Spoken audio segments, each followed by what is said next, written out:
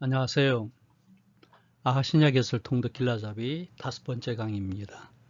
요단 동편과 유대 사역.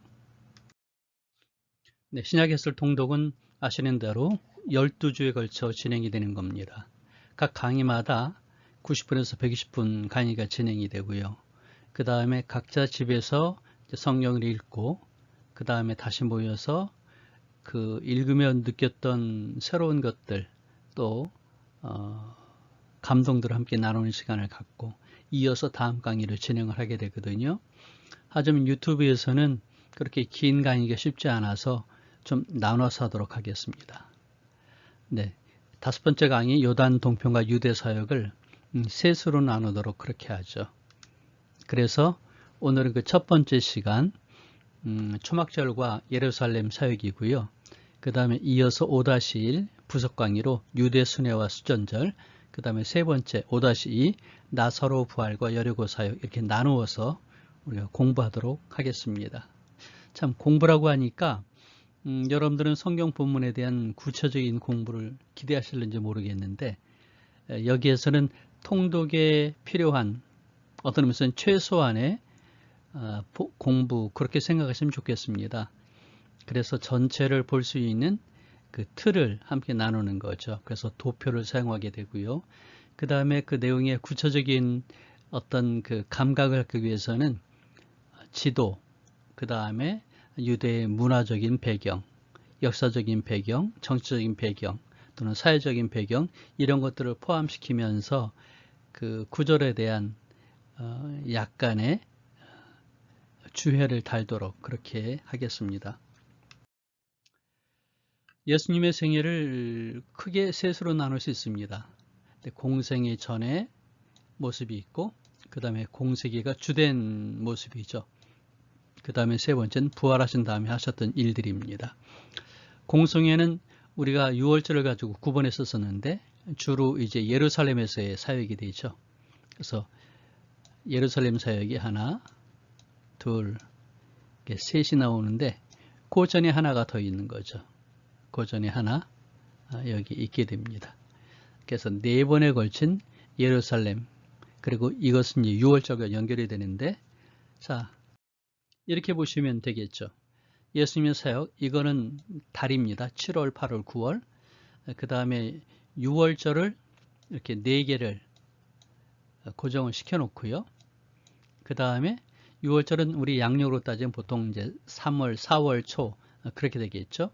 부활절과 근접해 있습니다. 그리고 나서 각각의 그 복음서의 사건들을 쭉 나열해 놓게 됩니다. 그래서 이제 1년차, 1년차가 되겠죠. 그 다음에 2년차가 되고 3년차가 됩니다. 오늘 우리가 다루게 되는 내용은 이쪽 부분이 되겠습니다. 70인 파송 그리고 이제 그 고난주간까지의 내용을 다루게 되겠죠. 예루살렘으로 가기로 결심하셨고요. 70인을 파송하시고 제자들을 그 다음에 마리아와 마르다를 만나시죠. 그 다음에 꼬부란 여인을 고쳐주고요. 나사로를 살리십니다. 마리아의 오빠죠. 그 다음에 10명의 나병 환자를 사마리아 지방에서 고쳐주시고요. 그 다음에 제자들이 누가 더 크냐 하는 논쟁을 하게 됩니다.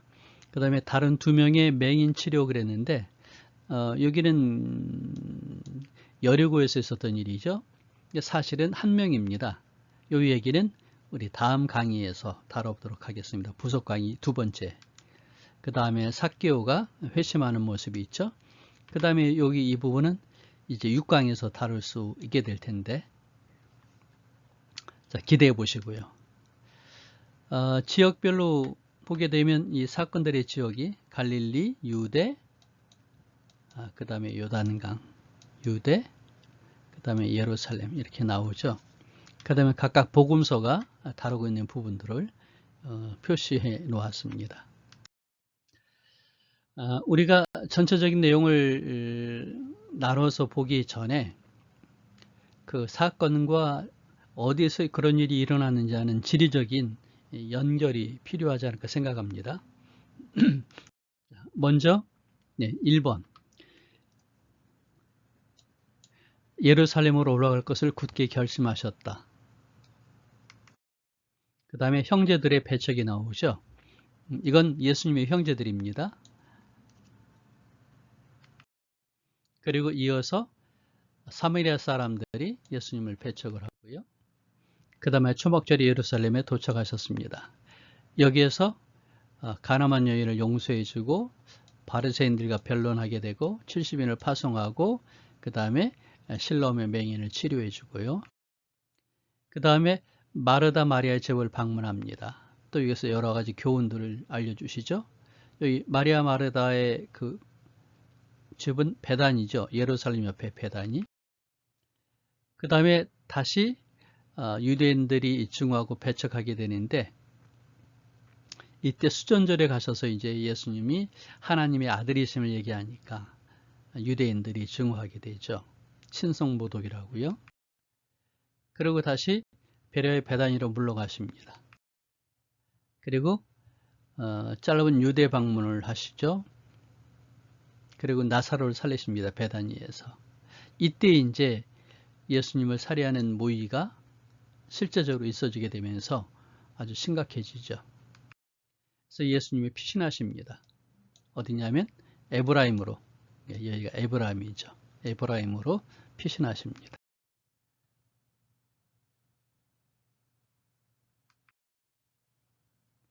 그리고 이어서 이제 이쪽 이렇게 오셔서 여리고에 도착을 하십니다. 그리고 다시 베다니에 도착하시면서 마리아의 향유를 붓게 되는 이 일이 있게 되죠. 예수님의 죽으심을 준비하는 겁니다. 그리고 이어서 이제 고난주간이 있어지게 되죠. 예루살렘 입성을 하고 십자가 지시고 부활하시는 것. 이것이 예수님의 후기 유대 사역, 그렇게 말할 수 있습니다.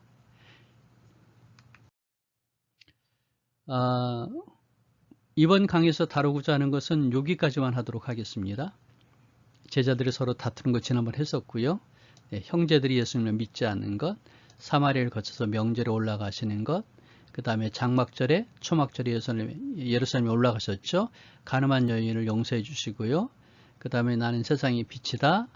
그 다음에 소경으로 태어난 자를 고쳐주시고 또 이어서 선한 목자와 양의 문을 비유해 주십니다.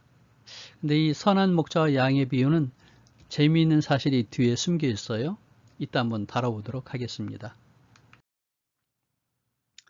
자, 예수님께서 이제 가버나움에서 예루살렘으로 가시죠. 어떤 길을 가냐면 이쪽으로 이렇게 해서 여기가 이제 벳산이 될 텐데 벳산을 지나서 이렇게 여력으로 가십니다. 저는 이 사진을 좋아합니다. 사진이 아니라 그림이죠. 이 높낮이가 눈으로 보이기 때문에 참 좋은 것 같아요. 그러니까 다른 예루살렘 가는 이 지도보다도 이 지도가 실감이 나서 저는 종종 살펴봅니다. 그랬는데 예수님께서 가실 때 어느 정도 여정인가 하는 것을 우리가 좀 알 필요는 있을 것 같아요. 감을 잡기 위해서. 자, 보시면은 유대는 요 정도가 되는 것이 45km. 그리고 이제 여기가 85km 그렇게 되거든요. 그 다음에 이제 위에서 아래까지는 240km 해가지고 이 규모가 넓이가 우리나라로 따지면 강원도 정도의 넓이가 되죠. 근데 예수님은 어떤 길로 얼마 가셨을까 한번 살펴보는 것도 도움이 되시겠죠. 자, 보시면은 여기 가버나움에서 32km 나사렛까지, 그 다음에 나사렛에서 무기또까지 17km, 그 다음에 무기또에서 벳산까지 31km, 그 다음에 벳산에서 여리고까지 70km, 그 다음에 여리고에서 예루살렘까지 22km, 한 150km 정도가 되거든요. 그러면은 우리가 하루에 40km씩 걸으면은 4일 길 정도 되는데 여기는 또 이제 산도 있고 하니까 한 5일 길 정도 되지 않을까라고 생각합니다. 예수님이 가시는 길을 어느 정도 시간이 걸리는지 감을 잡으셨죠? 자, 시작 부분입니다. 요한복음 7장에서 얘기를 하고 있는데 그 후에 예수께서 갈릴리에 다니시고 유대에서 다니려 아니하심은 유대인들이 죽이려 함이러라. 좀 이상하시죠?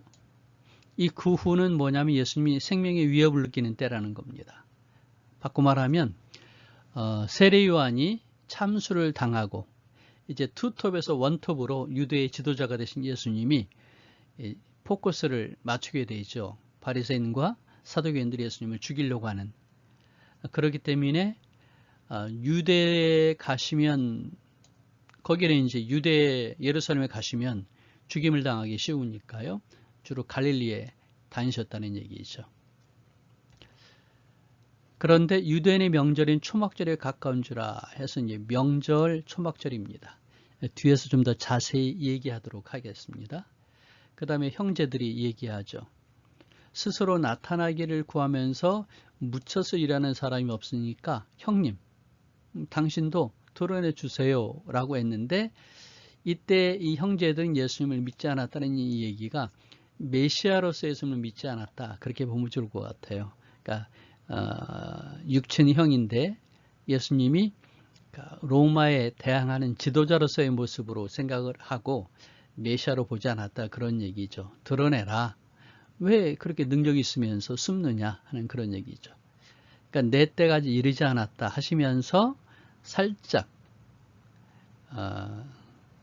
피하시죠. 그런 다음에 형제들이 명절에 올라가니까 예수님도 나타내지 않고 은밀히 가셨어요. 그런데 이미 예루살렘에서는 명절에 유대인들이 예루살렘에 오는데 예수님도 명절에 오셨잖아요. 6월절마다. 그러니까 6월절이 안 오셨으니까 이제 오순절. 아니니까 초막절에 오시기를 기대했던 것이거든요. 그래서 수군거립니다. 자, 몇 가지 좀 나눠서 보도록 할까요? 먼저 예수님의 형제에 대해서 한번 살펴볼까요? 마태복음 13장에 보면은 예수님 형제가 넷입니다. 야고보, 요셉, 시몬, 그리고 유다. 그랬는데 마가복음 6장에서는 뭐라고 그러죠? 야고보, 요셉, 유다, 시몬. 그러니까 사실 아버지도 요셉이고 아들도 요셉이 있어요. 뭐 이건 어쩔 수 없습니다. 그리고 또 누이들 그렇게 얘기하죠. 근데 어떤 분들은 이복 형제라고 얘기를 해요. 야고보, 요셉, 시몬, 유다가 아닙니다. 그건 카톨릭의 입장이죠. 그리고 여기 야고보하고 유다는 신약 성경을 기록했던 예수님의 두 형제입니다. 자, 유대의 달력. 이건 또 명절과 아주 밀접한 관계를 갖게 되는데 유대의 달력 또는 이 명절은 어떤 의미를 가질까 하면 계절이 순환한다 그런 얘기가 되기도 하고 역시 그 일상생활에 순환한다는 얘기죠. 비가 오고 씨를 뿌리고 그 다음에 또 열매를 거두고 그런 삶의 순환. 하지만 더 중요한 것은 구원의 역사가 이 명절에 담겨 있습니다. 그래서 우리가 명절을 한번 살펴보는 게 중요하죠. 자, 유대인 달력은 밤을 시작으로 하루를 정했어요. 왜 그랬을까? 네, 창세기 1장에 보면 저녁이 되고 아침이 되니 이는 첫째 날이니라 해가지고 저녁부터 이렇게 날짜가 계산이 되었다라고 유대인들은 생각합니다. 또 한 가지는 이제 유대 땅은 낮에는 너무 더워요. 그러니까 활동을 하기가 좀 어렵습니다. 그래서 저녁이 되면 선선해지면서 활동량이 있어지니까 하루의 시작이 되는 거죠. 우리하고는 좀 다르죠? 그 다음에 두 번째, 유대인의 달력은 한 달에 29일 또는 30일입니다. 뭐가 생각나십니까? 네, 음력이죠. 근데 음력은 이제 달의 공전을 계산하는 건데 달이 지구를 돌잖아요. 공전하잖아요. 29.5일입니다. 한 번 도는데.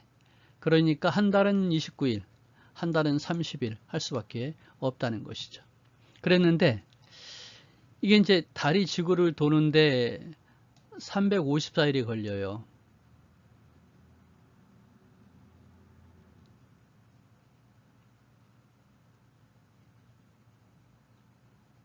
(12번을) 도는데 그렇게 되면 우리가 사용하는 게 태양력 365.251하고 차이가 나잖아요. 11일이 차이 나잖아요. 그래서 이걸 맞춰야 되겠죠. 그래서 19 태양력, 그러니까 19년에 걸친 태양력과 235 상막월, 상막월은 음력의 달을 얘기합니다. 235개월, 이게 일치한다고 하는 것이죠. 그렇게 해서 19년에 7개의 윤달을 넣습니다. 그래서 유대인들은 3, 6, 8, 11, 14, 17, 19년에 넣고 그 다음에 또 3, 6, 8 그렇게 되는 거죠. 그 다음에 윤달은 보통 12월, 그러니까 12번째 달이 아다롤인데 아다롤 다음에 제2의 아다롤을 넣어서 달력을 계산을 합니다. 뭐 여기 메톤 주기, 시현력 이것은 여러분들이 그 음력을 인터넷에서 검색해 보시면 설명이 자세히 나와 있어요.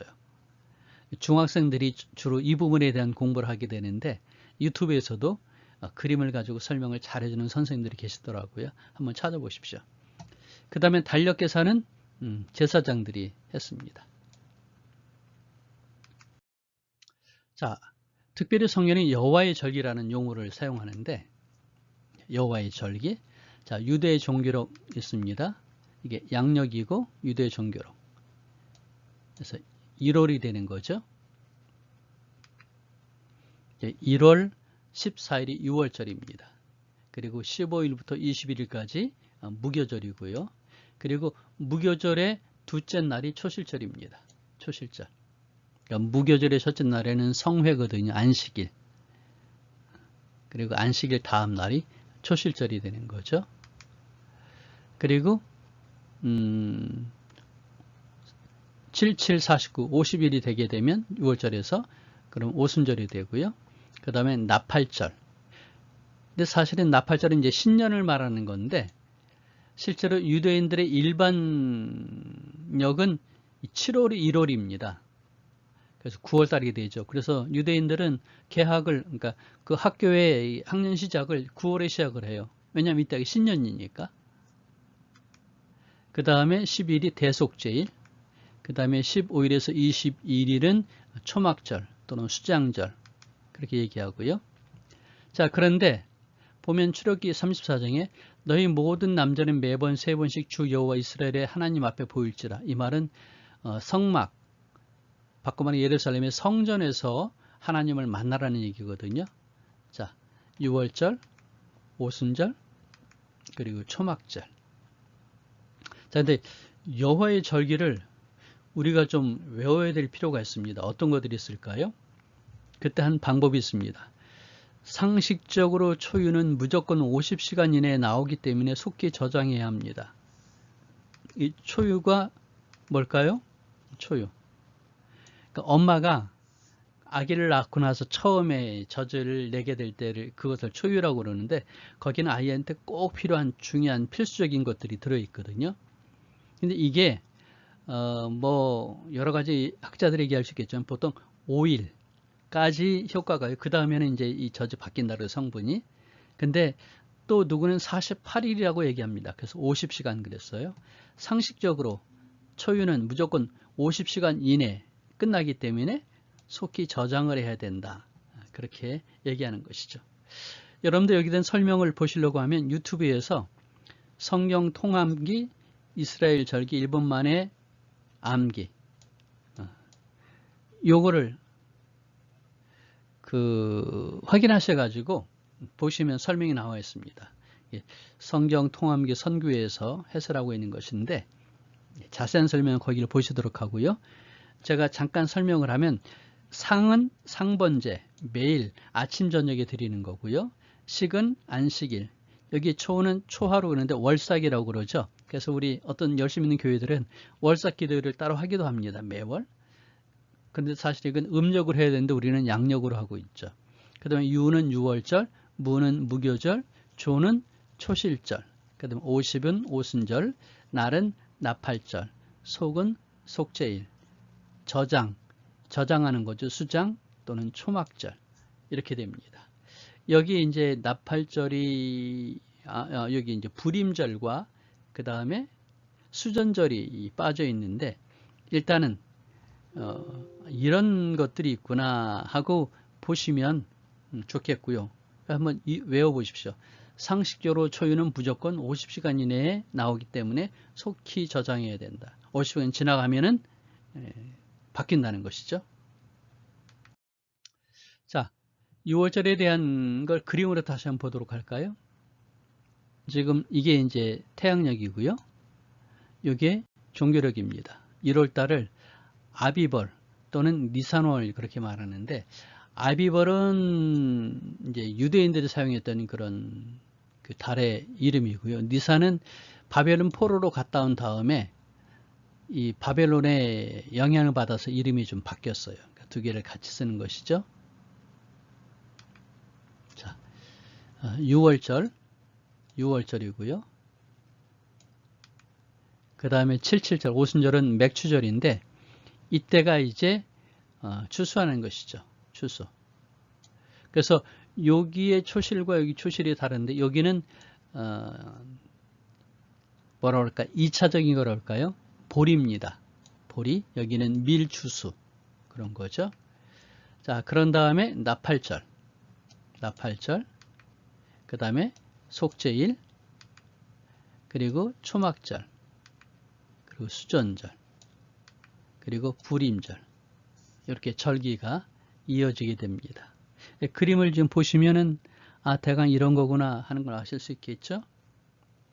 이번 다섯째 강의에서는 요 초막절하고 그 다음에 수전절을 공부하도록 그렇게 하겠습니다. 자, 여호와의 절기의 특징이 무엇일까? 레위기 13장이 말합니다. 이스라엘 자손들에게 말하여 이르라. 이것이 나의 절기들이니 너희가 성회로 공포할 여호와의 절기들이라. 성경에서는 여호와의 절기라는 말을 많이 쓰거든요. 여호와의 날 그런 말도 있기도 하고요. 그 의미가 무엇일까요? 첫째, 여호와의 절기는, 이스라엘의 절기는 하나님이 제정하신 겁니다. 그러니까 사람이 한 게 아니고 하나님이 직접 여호와의 절기다, 지켜라 해서 지키게 된 것이죠. 그 다음에 두 번째, 이 사건과 절기의 순서가 다르다는 거죠. 바꿔 말씀드리면 3.1절은 어떻습니까? 1919년 3월 1일 만세운동을 했잖아요. 사건이 있었어요. 사건. 그런 다음에 후에 그걸 지키자 해서 절기가 만들어진 거죠. 광복절 어떻습니까? 1945년 8월 15일 해방이 됐어요. 그 다음에부터 광복절로 지킨 것이죠. 하지만 여호와의 절기는 하나님이 6월절로 지켜라 한 다음부터 지키는 겁니다. 초막절로 지켜라 한 다음부터 지켰다는 것이죠. 자, 절기에는 두 가지 의미가 있는데 하나는 하거라고 하는 히브리어를 쓰는데 춤춘다, 순환한다 그런 특별히 축제의 의미가 좀 있고요. 그 다음에 모에드, 이것은 특별하게 정해진 시간을 의미합니다. 그래서 여호와의 절기는 하나님의 구속의 사건이 이루어지는 아주 중요한 때들을 얘기해서 예수님도 그러셨어요. 내 때가 하면서 때를 강조하셨죠. 이게 구속사에 아주 중요한 그 초점이 될 수 있습니다. 자, 초막절입니다. 초막절을 장막절 또는 수장절 그렇게 말하기도 하는데 보십시다. 레위기 23절 너희는 이레 동안 초막에 거주하되 이스라엘에서 난 자는 다 초막에 거주할지니 이는 내가 이스라엘 자손을 애굽 땅에서 인도하여 내던 때에 초막에 거주하게 한 줄을 너희 대대로 알게 함이니라. 그래서 이스라엘 자손들은 대대로 초막절을 지켜야 되는 것인데 그렇게 하기 위해서는 초막을 짓는 거죠. 초막을. 이게 초막을 짓는 겁니다. 보시면 길가에다 이렇게 초막을 짓기도 하고요. 이건 아파트입니다. 그래서 이스라엘 아파트들은 경사가 좀 져 있고요. 그 다음에 이렇게 초막을 지을 수 있는 받침대를 미리 준비해 놓습니다. 여기는 좀 더 위에 거보다는 더 튼튼해 보이고 넓죠. 여기는 이제 그 안에 있는 내용, 안에 있는 시설이죠. 그런데 초막절에 이 초막을 지을 때 중요한 기준이 있습니다. 이 지붕이 얼기설기 얽혀야 되는 거죠. 그래가지고 밤에 누워서 볼 때 별이 3개 이상이 보여야 합격입니다. 별이 안 보이면 촘촘하게 자르놓으면 초막에 의미가 없어지는 거예요. 지붕이 너무 탄탄하면 비가 안 새잖아요. 그럼 초막이 아닌 거죠. 자, 초막절에 첫날에 너희가 아름다운 나무 실과와 종려나무 가지와 무성한 나무 가지와 시내의 버들을 취하여 너희의 하나님 여호와 앞에서 이레 동안을 즐거워할 것이니라. 축제는 즐거워하는 거라고 그랬죠. 자, 그런데 이 네 가지가 의미가 있습니다. 종려나무는 광야생활, 종려나무는 주로 오아시스 물이 있는 곳에 있습니다. 그래서 광야생활에는 물이 중요했었잖아요. 그 다음에 버드나무는 요단강가에 많이 있는데 요단강을 건넌 기적을 상징했고요. 무성한 가지는 가나안 땅의 열매들을 얘기할 수 있는데 적과 꿀이로는 가나안 땅을 얘기한 겁니다. 무성하죠. 그래서 거기에 실과는 특별히 이 열매를 상징하는 것입니다. 그래서 이 네 가지가 있는데 어떤 거죠? 종려나무, 버드나무 모르시죠? 자, 여기 보시면 됩니다. 이게 아름다운 나무실과 종려나무, 무성한 나무가지, 시내 버들. 자, 이제 예루살렘에 도착하셨습니다. 예수님께서 나를 믿는 자는 성경의 이름과 같이 그 배에서 생수의 강이 흘러나리라. 생수의 강. 그런데 이 교훈이 역사적인 배경이 있다는 것이죠. 어디서 나왔느냐 하는 것입니다. 바로 초막절이라는 것이죠. 자, 생수의 강 그러면 이스라엘 사람들에게 중요한 것이 기온샘이 있고요. 기온샘에서 이제 히스기야의 터널을 통해 가지고 실로함에 이제 물을 얻을 수가 있는데 이게 성으로 이렇게 되어 있어 가지고 히스기야 왕 때 이제 적들이 쳐들어왔을 때 이 성 안에 있어야 되잖아요. 방어하기 위해서. 그래서 적들이 이 샘물을 사용하지 못하게 덮고 그리고 이 안에서는 물을 사용했었던 것이죠. 기온샘에서 터널을 만들어 가지고 요거 이제 내려갈 수 있는 슈프트라고 얘기하더라고요. 내려갈 수 있는 통로가 되고 자, 터널을 통해서 실로함에 물이 오게 됩니다. 자, 그게 근데 어떤 의미냐 하는 것이죠. 보십시다.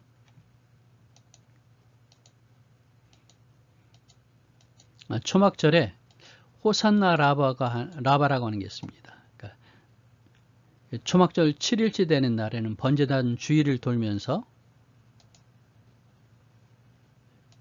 7바퀴 돌면서 호산나의 기도문을 외웁니다. 여기 호산나에서 호사는 구원이고 나는 플리즈 그렇게 되시기를 플리즈 그런 거죠. 여호와여 구하옵나니 이제 구원하소서. 여호와여 우리가 구하옵나니 이제 형통하게 하소서 하면서 이제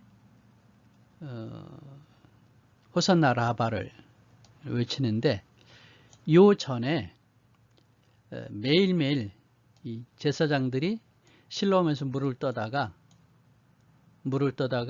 제단에 뿌리죠. 그랬는데 이제 7째 날 이게 관제의 축제가 되는 것인데 마지막입니다.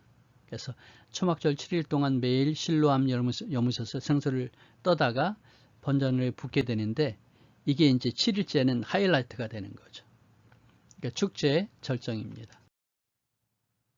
보시면은 이게 이제 니칸도르 문이죠, 이게. 요 그림은 조금 요 성전 뒤에 여기에 제단이 뒤에 있습니다. 그리고 여기는 이제 방들이 있는 거고요. 여기는 여인의 뜰입니다. 그러니까 여자들도 들어가시는 곳이죠. 그래서 제사장 2명이 나팔을 3번 힘차게 불면서 계단을 내려옵니다. 그러니까 15개 계단을 다 내려왔을 때는 또 3번을 붑니다. 그리고 동쪽에 있는 순결과 공의의 문을 향해 가면서 계속 나팔을 붑니다. 이렇게 동쪽에 있는 문은 이제 미문, 그리고 성전 바깥에 황금문이 있죠. 이 성전에 계신 아버지여 저들은 성서를 등지고 얼굴을 동쪽으로 향합니다. 그리고 그들은 태양을 숭배합니다. 그러나 우리의 눈은 여호와를 향합니다. 어떤 것은 같은 동쪽일 수 있는데 중요한 것은 저들은 성서를 등지고 우리는 하나님을 향한다. 그런 얘기죠. 여기서 아주 중요한 또 한 가지가 슈미니 아체레트라고 하는 축제가 있다는 것이죠. 보십시다.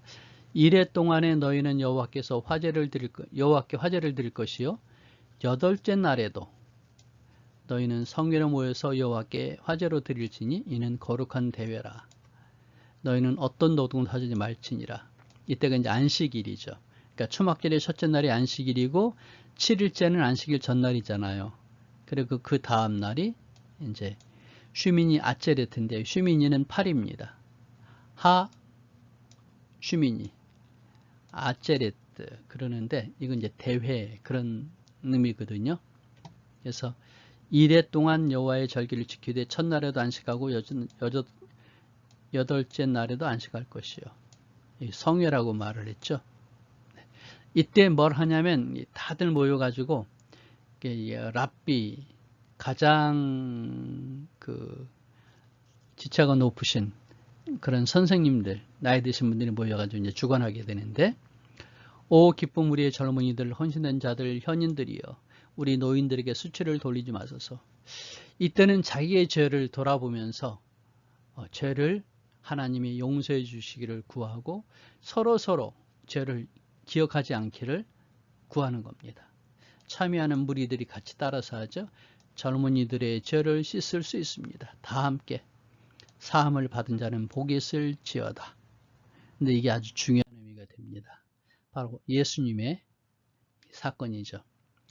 모세는 율법에 이러한 여자를 돌로 치라 명하였거니와 선생님은 어떻게 말하시겠습니까? 이 말이 뭐죠? 그러니까 슈미니 아체레트 이 축제가 이제 밤이 있었는데 그 다음날 아침에 현장에서 가늠하다 잡힌 여인을 데려옵니다. 이게 이제 의도가 있는 거죠. 트집 잡으려고. 그래서 가늠하다 잡힌 여인은 현장에서 잡혔으니까 돌로 쳐서 죽일 수 있는 거예요. 죽이는 거죠. 그러니까 예수님 어떻게 하시겠습니까? 만약 돌로 쳐서 죽여라 그러면 예수님은 죄인들의 친구가 아니잖아요. 대신 돌로 치지 말아라 그러면 예수님은 율법을 어기는 것이죠. 아주 곤란합니다. 이걸 딜레마라고 그러죠. 그러자 예수님이 뭐라고 그러시죠? 너희 중에 죄 없는 자가 먼저 돌로 치라 하셨는데 이게 놀라운 일이 벌어졌잖아요. 이렇게 했더니 나이 든 사람들 슬금슬금 도망가서 아무도 남지 않게 됩니다. 왜 그랬을까요? 이게 바로 슈미니 아체레트 때문에 그렇습니다. 바로 얼마 전, 몇 시간 전까지 해마다 하는 일입니다.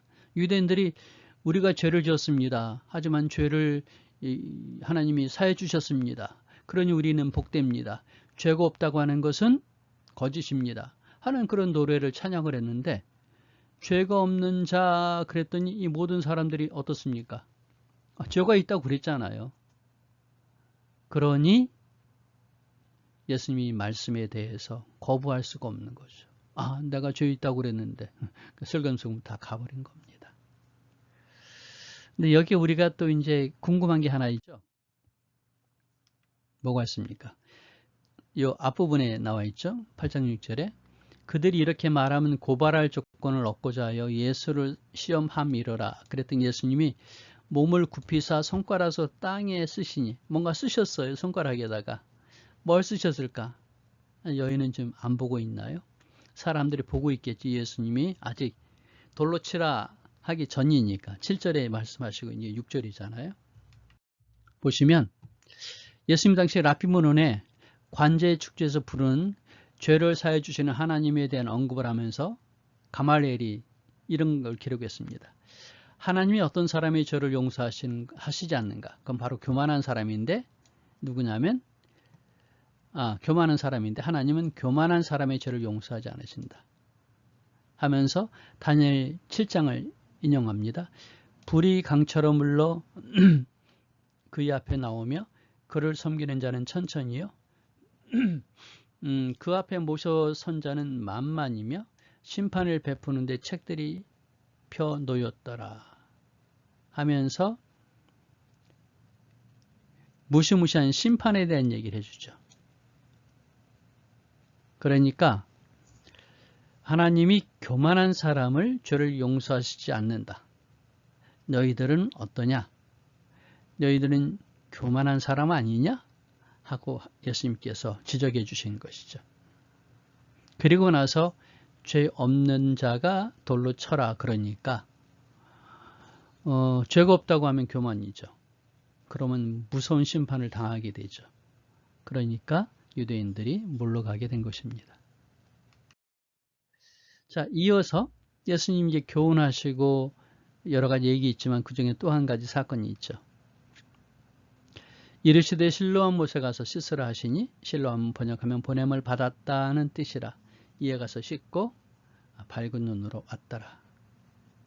네. 지금 눈먼 소경이 있습니다. 근데 이 소경이 초막절에 어떤 느낌이었을까요? 아, 나도 눈을 떴으면 저렇게 실로암 물가에서 물을 떠다가 이 제단에다 붓는 걸 볼 수 있었을 텐데 하는 마음이 없었을까요? 근데 예수님이 바로 그 실로암으로 가라고 했어요.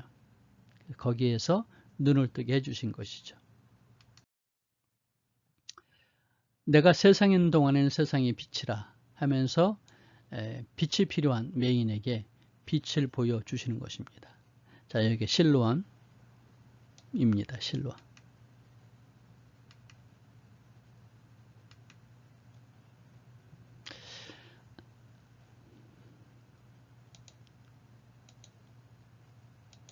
보시면 이사야 8장에 이 백성이 천천히 흐르는 실로암 물을 버리고 그랬잖아요. 그러니까 실로암 물로 상징되는 여호와에 대한 신앙입니다. 여호와의 종교.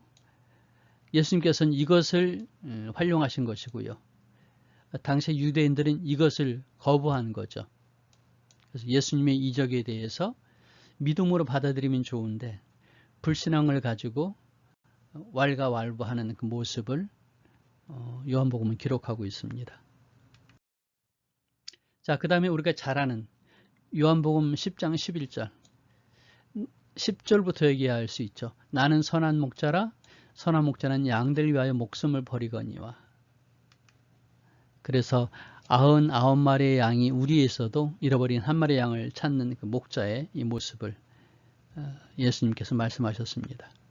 그리고 또 10장 7절에 양의 문을 얘기하는데, 자, 보겠습니다. 중동식의 목자는 어떠냐면 양 앞에 갑니다. 그랬더니 양들이 따라오죠. 자기 양을 다 내온 후에 앞서가면 양들이 그의 음성을 아는 거로 따라오대. 근데 서양식은 어떠냐면 뒤에서 몰고 가요. 참 재미있죠? 그래서 중동식, 아랍식 또는 이스라엘에서의 이 목자의 모습을 우리가 다시 좀 생각해 볼 수 있습니다. 앞장서서 이끄시는. 자, 그 다음에 이제 양의 문을 얘기하게 되는데, 보시면 마을에 공용 양우리가 있어요. 또 어떤 때는 그게 어려울 때는 들판에 양우리가 있는데, 이 양우리가 마을에 있든 들판에 있든 문짝이 없다는 거죠. 출입구에. 보십시다. 우리가 있는데 닫는 문이 없어요. 그래서 어떻게 하냐면 이건 이제 마을에 있는 건데 이 뭡니까? 목자가 이렇게 앉아서 잠을 잡니다. 그럼 어떻게 되죠? 바깥에서 양을 훔치는 도둑이나 아니면 침범하는 짐승들이 들어갈 수가 없어요. 목자가 문으로 지키고 있으니까. 또 양들이 밖으로 나갈 수가 없습니다. 목자가 보내주면 나가는 것이죠. 그래서 양의 문하고 얘기할 때 예수님께서 지키고 보호하신다는 의미를 이야기하고 있습니다. 자, 이건 들판에 있는 양우리들인데요.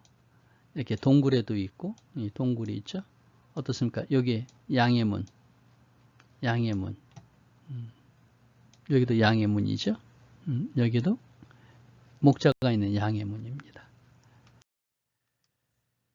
자, 이제 다음 이야기는 우리 부속 강의에서 얘기하도록 할까요? 유대의 승리와 수전절, 나사로의 부활과 여리고 사역. 어떤 것을 하는지 그냥 제가 지나가도록 하겠습니다. 이런 내용들을 다음 시간에 다루도록 그렇게 할 텐데 수전절이고요. 그 다음에 예수님께서 눈물 흘리시면서 예언하신 것이고 예수님의 교훈이고 이제 나사로를 살리시고 에브라임으로 피신하시고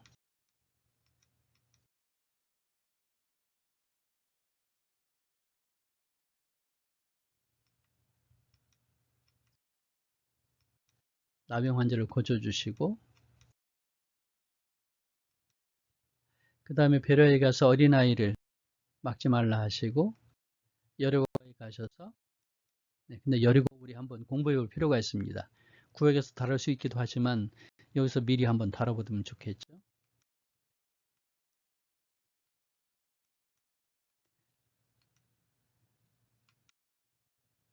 여기에서 이 거지 바디메오를 고쳐주는 얘기를 하는데 여기에 여리고 두 개를 우리가 다뤄보게 됩니다.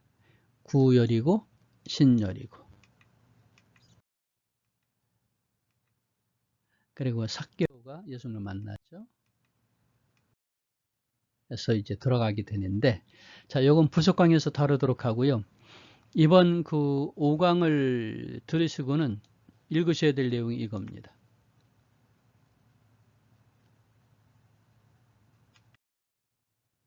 여기까지요.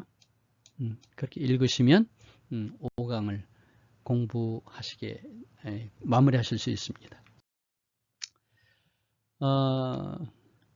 그 5강의 5-0, 5-0에 사용되는 그 자료들이 많이 있지만 그 중에 이 정도의 자료를 제가 카톡에 올리도록 합니다. 단톡방에.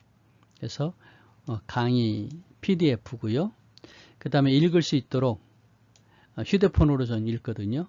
그래서 PDF 본문이고 그 다음에 요거는 이제 들을 수 있는 거죠. 그러니까 길을 걸어가거나 전철을 타고 아니면 잠자기 전에 귀로 들을 수 있는 본문입니다.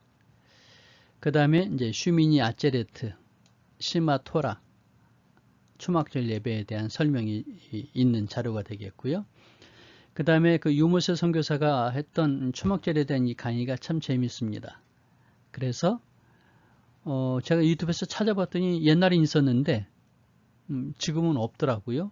그래서 제가 이 자료를 단톡방에 올립니다.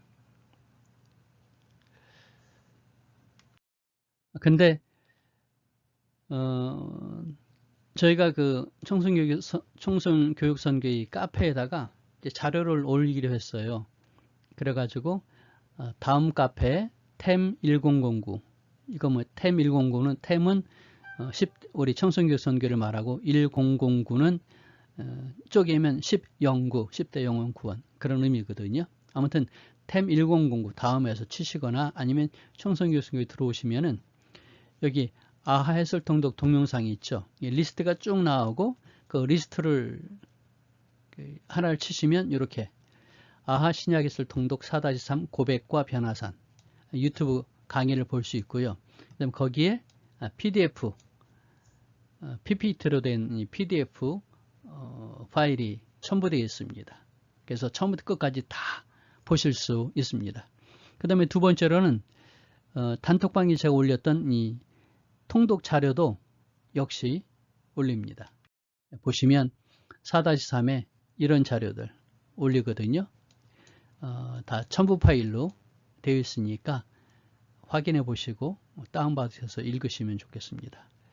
그 다음에 이제 이게 덤으로 밑에 보시면 자료실이 있는데 여러 가지 자료들이 있긴 하지만 이번에 특별히 선교의 도서 PDF, 선교의 책들 한 30여 가지를 그냥 공짜로 원래는 10,000원, 15,000원씩 팔았었거든요. 공짜로 받으시도록 PDF로 다 올렸습니다. 그 다음에 또 청소년 논문 PDF라고 해가지고 교육과 관련된 논문들을 PDF로 올리겠습니다. 제가 박사학위 논문 준비하면서 찾아보니까 아주 좋은 논문들이 많이 있더라고요. 그래서 석박사 논문들을 이렇게 PDF로 올리도록 할 테니까 참고하셔서 교육에 많이 활용하시면 좋겠습니다. 네, 함께 해주셔서 감사드리고요. 우리 다음 시간에 또 만나도록 하겠습니다. 샬롬.